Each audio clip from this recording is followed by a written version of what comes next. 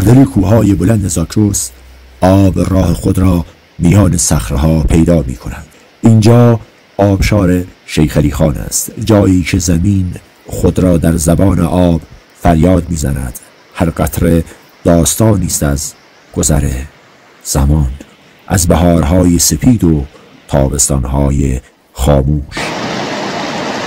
زندگی آرام میگیرد با چشمها، با دل، با روح. گاهی سکوت زیباترین موسیقی جهان است. برفهای زمستان در گرمای بهار ذوب می شوند و زنبوری آرام بر روی گل می نشیند، بالهایش را می لرزاند و دوباره پرواز می کند.